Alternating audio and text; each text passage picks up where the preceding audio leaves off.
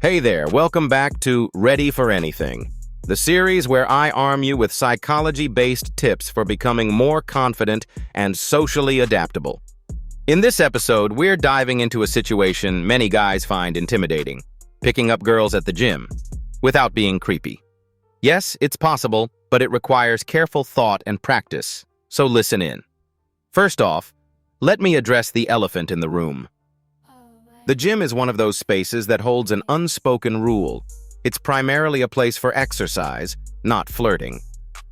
However, it's also a social space where people naturally make friends or even find potential partners. The key is your approach. So, what's the golden rule for initiating a conversation at the gym? Timing. Imagine this scenario. You see someone interesting. Maybe she's wiping down equipment, re-racking weights, or just finishing her set. Here's what you don't do. You don't approach her mid-rep or when she's wearing headphones and clearly zoning out. Physical signals like this usually mean, "I'm here to focus." Guys, ignoring these signals can escalate your interaction from casual interest to awkward annoyance real fast. Okay, first strategy. Start with nonverbal communication. Sounds weird, right? But trust me, if you frequent the same gym regularly, you're naturally going to notice familiar faces over time. Throw her a polite smile or a quick nod when your eyes meet. These micro-interactions create a sense of mutual recognition. Think of it as warming up. Just like your muscles need to ease into a workout, social interactions need a stretching phase too. Now, if the non-verbal acknowledgement is reciprocated, you can gradually escalate socially. The worst thing you can do is jump between total strangers overnight to a full-on conversation. It's jarring. Let's move into step 2. Engagement. So, how do you begin? Tip number 1. Context is king. Keep your opening line relevant to your shared environment. For instance, you might say casually during a rest period, "Hey, you've been crushing that workout. What's your secret?" Or, "That's an awesome technique on deadlifts. Did you learn that somewhere specific?" What makes these lines effective is they're tied to something authentic and low stakes. Fitness talk is neutral and keeps things in context. Notice how these aren't lines about her, but instead reference the activity you've seen her doing well. Compliments about skill resonate differently. They focus on her competence over just her appearance. Another great conversation starter is mutual curiosity about the place. You can ask, "Do you usually come here at this time? I'm trying to figure out when it's less crowded." This question kills two birds with one stone. It's non-threatening because it's practical, but it helps assess if your schedules align. See how naturally the flow develops from there before steering it into personal interests or casual topics.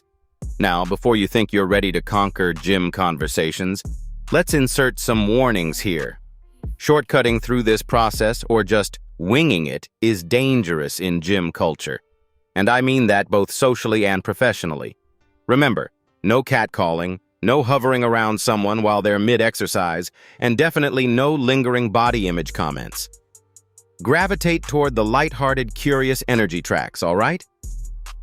All right, so let's talk psychology. What underpins why these approaches work? Well, the gym is all about habitual overlap. You're both there for routine workouts, and something called the mere exposure effect plays out. This is the psychological phenomenon where frequent encounters with someone make them seem more familiar, which increases likability. So even those early head nods and casual hellos plant relational seeds. Now here's a deeper psychological tidbit. The gym environment builds camaraderie. Shared struggles amplify bonding. Feel how everyone grunts in collective agony during morning cardio? Or how those who push past limits earn admiration?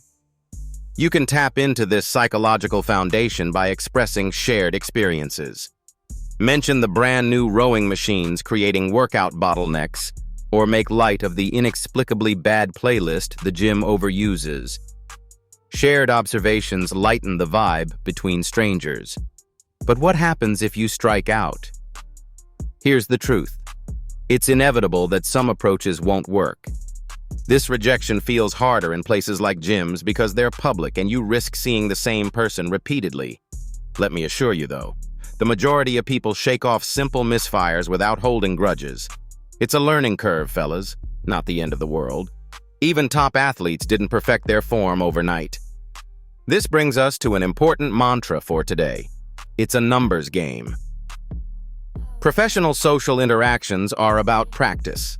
Some attempts connect and some won't, but over time you refine your instincts. Yes, getting turned down occasionally might sting, but let's reframe that. Each neutral or even negative response is exercise.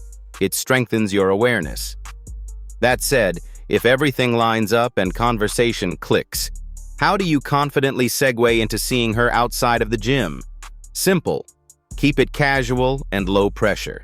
You could say, "Hey, some folks are getting drinks next week after I mentioned gym life. You should totally swing by." Group settings are a safe suggestion, especially in newer acquaintanceships. They lower any potential awkwardness. Or if you feel rapport has settled, just say something like, "Hey, I really enjoyed talking.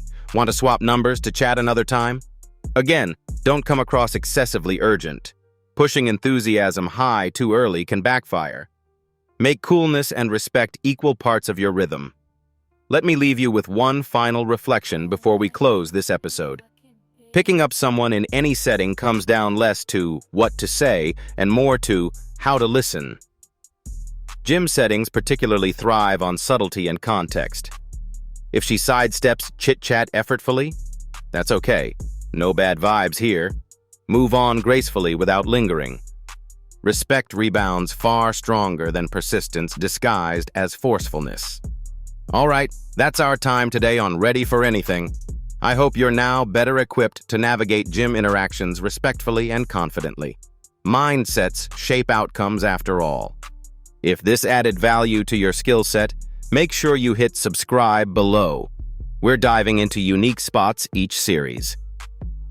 Until next episode, keep approaching life ready for anything.